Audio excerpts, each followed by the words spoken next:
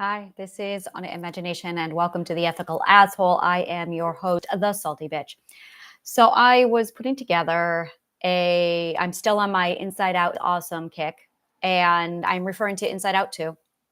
And I was writing an article this morning on the Daily Mouthful. That is my thing on Kindle Vella. It's basically a story letter. It's not a newsletter. It's a story letter. It's where I publish daily articles on society solutions, everything. It's where I put the majority of my brain with all the philosophy, sociology, ethics, people development, all that jazz, all the nonfiction stuff. And this morning I was diving deep into I'm going to go ahead and pull it up here. I want to make sure I get the core law and your fruit of self-essence. So when I watched Inside Out 2, and we're going to do a huge spoiler alert. If you have not watched it, you really need to see the film. I'm going to keep this spoiler I'm not going to give you spoilers. I'm going to figure out a way to do this without spoilers. Give me a minute. So very early on in the film, and I do mean like 5 minutes in, you learn about the essence of self or self-essence. And that's all I'm going to say about the film. So we're going to shove that over there. Loved it. It was absolutely spot on. And I went, yep, they got that right. And then they explained the belief system. Now, that's where they stop it because they kept it simple, which is great. You want that simple. But there's a whole lot of other stuff happening underneath the belief system. And this is where I step in and go, okay, try to killing is what's going on underneath the belief system. I think that's pretty much it.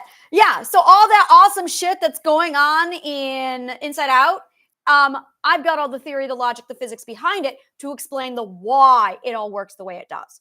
And underneath the belief system is something called your logical system. Your logical system is the if-then clause, which is why in Inside Out, you hear a lot of if-thens and what if. If-then clauses, that is logical fallacy. That is where all of that is built up to develop into your beliefs. Now, if you have a logical fallacy, you're going to have a misleading belief. So the logical system is part of your cognitive core. You basically have the cognitive core. And then once you have the cognitive core, which is 5 parts, that accumulates and develops into your belief system, which develops into your sense of self. Now, in the movie Inside Out, you only see the belief system and the sense of self. You do not see what's underneath the belief system. That's where my work is with the cognitive core and the 3 life titans. So there are, and this is what you don't see in Inside Out, there are 3 life titans who are in control of that whole shindig. And it is, let's assume for a minute that let's just assume this is Inside Out 3. Inside Out 3 would be Riley becoming consciously aware of her 5 emotions. And then Riley starts to have, this would be so cool. If Riley were to have conversations with Joy, if Riley were to actually start talking to her emotions, that is what really should take place in Inside Out 3. Really, that is what should be taking place, is her discovering her inner self and her going into her belief system, like Riley showing up inside headquarters, and then the emotions and taking Riley, and then Riley learning about her subconscious mind through conscious awareness being introduced. But there's 2 people underneath all of this that's actually running the operations. They are like the gods of the subconscious mind that Joy and the emotions don't even know about. It's where the emotions come from. And that's the cognitive core underneath the belief system. Okay, so thank you, Disney Pixar, for making my job a million times easier, because now I can explain all of my work using Inside Out 2. Thank you.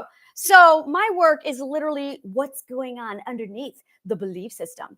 And what you have is this machine, basically. It's like, it's very much a machine. There's 5 parts to it. So it's a sequence machine where you put something in A, there's a conveyor belt, and it just goes through the process. So the first part is identity, and she is your life titan. She's one of your first life titans. And then you have your ethics, and your ethics make sure that whatever she wants remains ethical. You do not want desire without ethics. You need the 2 of them side by side. And your ethics create your core law, which is what this article is all going to focus on, is your core law. Your core law, I want you to bookmark that. That is so fucking vital. That is like you need that. That's your core law.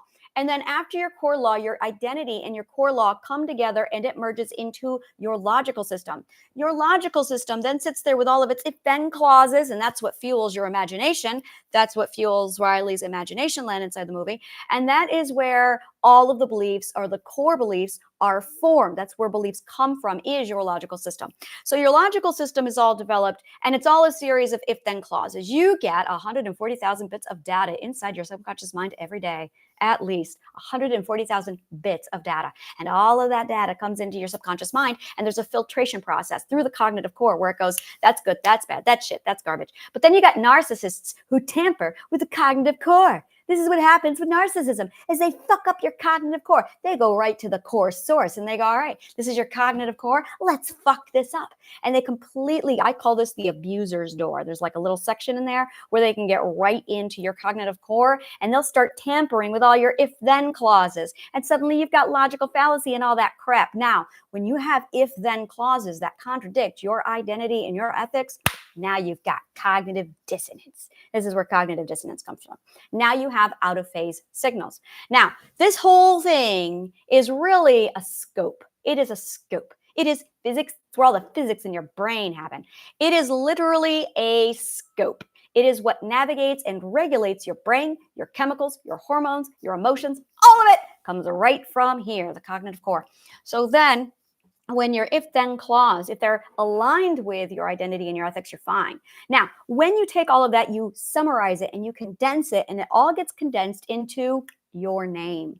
And your name is the summation of all of you. This is what creates your essence of self. Now, that then accumulates, integrates, and you get your perspective. So what you know about reality, what you see or perceive reality to be, is going to be determined by these 4 steps of your cognitive core. Now, there's a lot of problems going on here. The first problem you're going to have is if you have a narcissist inside of your logical system messing around with your if-then clauses. The second problem that you're going to have is if you are out of alignment, if your ethics are not defined, oh, well, you're fucked. If your logical system is not known, or if it's contaminated, you're going to have a problem. Now, if you also step into the region of your identity where you don't even know who you are, probably because somebody walked in and messed around with your if-then clauses, you're really not going to know who you are. Now, here's the beautiful thing about this gorgeous cognitive core. The identity is your origin and it's your past. Your logical fallacies or your logical system is your present, and your perspective is your future. So now we've got your story health. Your story health is the logical sequence of all these 5 stages that make up the summation of who you are. It is your story. Now, flipping this around, the sequence is your logical health. It determines and evaluates how everything is with this gorgeous sequence and fluidity. This is your logical health. It is how well your story makes sense from point A to point B. It doesn't make sense and you have confusion or brain fog or ADHD because abusers are inside of there contaminating with your cognitive core. So when you have this thing working and humming beautifully, you have no out of phase signals. Everything is in phase. Your frequency is aligned. You're vibrating to the right vibration for you. You are developing and growing and nourishing. This thing is the energy. It is the momentum of all of you. It also is where all of your emotions come from. It is where all of your emotions comes from. You know how in the movie, these other emotions just suddenly showed up? You got a nostalgia coming in from a door, just randomly appearing out of a door. Yeah, she's coming down from the cognitive core. That's where she's coming from. They're all coming from the cognitive core. The cognitive core produces emotions to communicate to the conscious awareness, hey, we got a problem down here in the cognitive core region. It's the engine of your subconscious mind. That is your cognitive core. Now, the order of operations, knowing about your cognitive core, the user manual of the cognitive core, this is the engine room of your subconscious mind. Really, like it's everything. There's a manual. I have the manual. There's a manual that you need for your subconscious mind so you can understand how this thing operates. Because if you do not know how this thing operates, abusers get in through the abuser's door and they go right into the engine room and they start throwing shit into your cognitive core and they start tampering with that 140,000 bits of data that goes inside. When they say, they being CDC and NIM, that 95% of your life decisions are made up by your subconscious mind, they're talking about the cognitive core in this engine room. So that is the cognitive core. Now, let's go back to the thing I told you to bookmark, which is your core law and your fruit of self-essence. We're going to go ahead and take this thing and we're going to move it over into this gorgeous visual, okay? I want you to imagine that you have a tree and a garden. Yeah, a tree and a garden. It's a golden tree. And inside this golden tree, it's got this gorgeous fruit. This is the fruit of you. It is your essence. This is your fruit essence. The fruit essence is what you have to give your friends. It is what you give to your partner. It is the best parts of you. It is the perk that people get when they are your friend. This is your fruit. Now, there's probably a good chance, a really good chance, I've got a hunch that everybody out there, the majority of people, don't have a perimeter around this garden, that they probably have no clue what their code is or their law. So they're probably letting just anybody come into the garden and just pick their fruit. Now you've got a bunch of narcissists in your garden, and they're just like having at it with your fruit, and they're doing whatever the hell you want. Or you're probably out there giving your fruit out to everybody without any kind of discernment whatsoever. That's you violating the fourth ethic, by the way. And that is where you're going to have problems, because that fruit is literally tied to your vulnerability. So now you've got your vulnerability completely tied to this fruit, and you can't have one without the other. So now you've got all these people in your vulnerability picking at your fruit, but you haven't done any kind of vetting. You're letting anybody just come in. You think, I don't want to be an asshole, so I'm just going to hand out my fruit. That's black and white thinking, because that's what happens when you're mentally ill and traumatized. You don't use discernment to make sure that the assholes can't get your fruit. So this is where we see a lot of people going, I don't understand it. Why do I keep attracting assholes? Because you're passing out free fruit. That's why. That's why you're attracting assholes. Actually, it's in your language. It's in your language. Your language is going, hey, I got free fruit. Who wants it? Well, you're going to have every asshole in the world lined up, because that's what assholes do. Narcissists are always the first. Do you remember when we were kids and the teacher said, go stand in line? And the line consisted of a whole bunch of assholes in the very front of the line punching each other out to get to the front. Those were the narcissists. Those were the narcissists. They were first in line. So when you're passing out fruit, the first in line to get your fruit are the fucking assholes. That's why nice guys finish last, because they're in the back, not being narcissistic assholes. That's where most of the nerds are. So that's pretty much what we've got going on as far as societal hierarchy and how that all works. But what you want to make sure you do is you need to know what your code law is. And then you want to put up this nice, thick perimeter around, or wall around your perimeter in your garden, to make sure no one touches your fruit. And that's something we all really need to work on. That's what a boundary is for. A boundary is you with this gorgeous thick wall going, you're not allowed to have my fruit. Now, I'll be considerate, but I'm not going to be nice, because nice attracts narcissists. No, you don't want to be nice, and you don't want to be kind outside of your garden. You can be considerate. Listen to the words, people. Considerate is great. Considerate is, I'm going to hold the door for you. Oh, you're nice. No, I'm considerate. This is not nice. I am not a doormat. I am considerate. So I'm going to hold the door open for you. Oh, you're crying. Are you okay? I am considerate. Am I kind? Oh, yeah, but you're not getting kindness. What you're getting is humanity. It's called consideration. So consideration is what you should give to strangers, but not your kindness, and never nice. Don't be nice. Dr. Aziz Ghazipour's book, Not Nice. Don't you ever be nice. Nice means doormat, and it attracts narcissists. Kindness comes from your humanity. Niceness is people-pleasing, coming from your mental illness. Don't be nice. Be kind, but be kind after you get a good dose of Ming in there, because everyone needs Ming to get to their kindness. That's a whole other thing. That's a whole nother thing. That's a deeper topic. Anyway, consideration is what you need to be giving strangers, but kindness is only for your friends. And kindness is your vulnerability that comes with your fruit.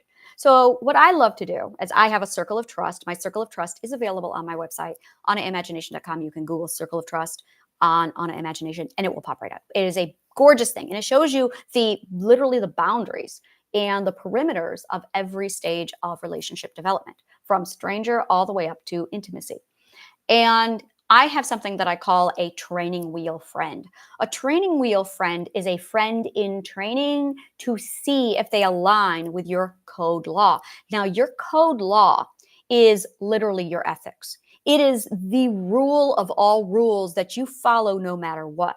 It is the essence of you don't break these laws. And if you break these laws, we're not going to work out. You cannot be my friend.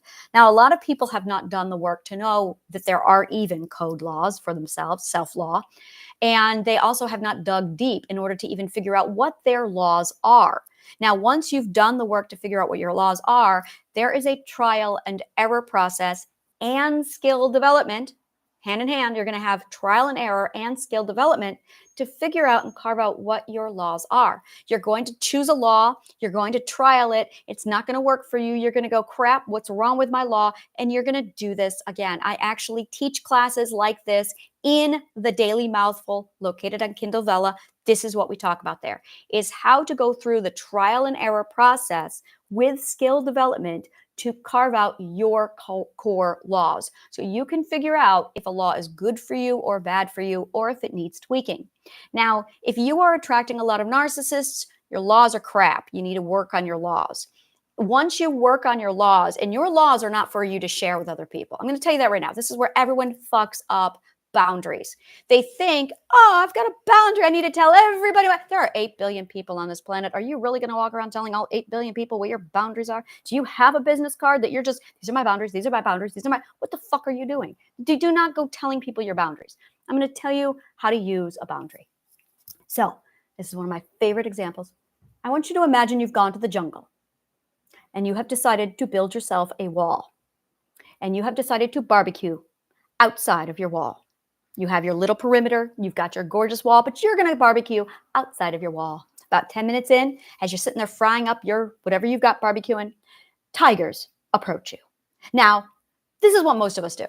Don't come near here, you say to the tiger, and the tiger ignores you because you are lunch. You are cooking an additional lunch, like a snack. Oh, look, you have brought hors d'oeuvres. What a convenient meal you are. You have come as my meal, and you are also bringing hors d'oeuvres. This is fantastic. No, you don't stand there and tell the tiger, don't come near me, but this is what we do.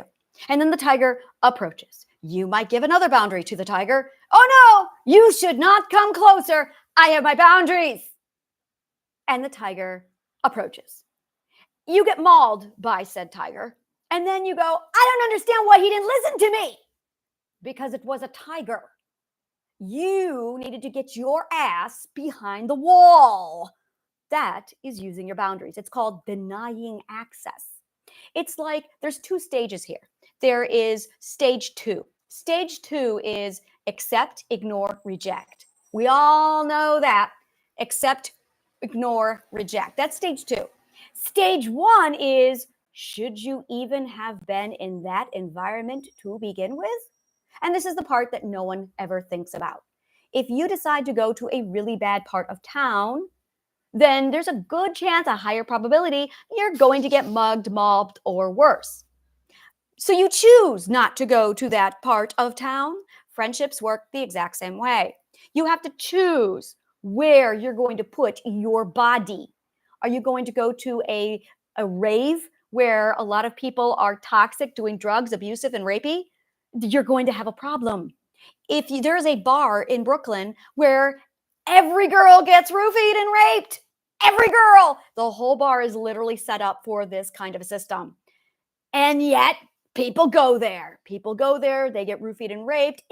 It's a thing they do there. I don't go there. I don't go there. When I realized that this is what they do, I decided to never go there because I don't want to be part of that. So I removed myself from that environment and culture. I later found out that there's like 4 events around New York City, and that's all they do. This one group literally preys on people in these 4 environments. I have consciously made the effort not to be part of those groups to keep myself safe. Discernment. So there's a lot of people not doing this. A lot of people who are going, yeah, but I want friends. Well, maybe you should not choose friends in a tiger's jungle. You're going to find tigers.